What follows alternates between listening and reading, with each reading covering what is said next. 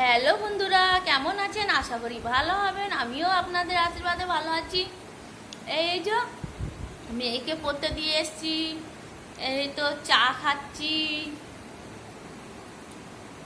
এই তো মুড়ি সামান্য আর চা, আর কিছু না। এই যা গরম পড়েছে, গা ধুয়ে একটু দিয়ে পড়তে দিয়ে এসছি, দিয়ে এসে এই যে চা করলাম, চা বসে বসে খাচ্ছি।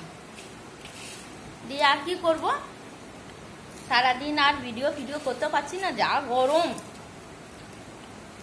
করতে ইচ্ছা করছে, কিন্তু আজকে এত কাজ ছিল আর করতে পারিনি।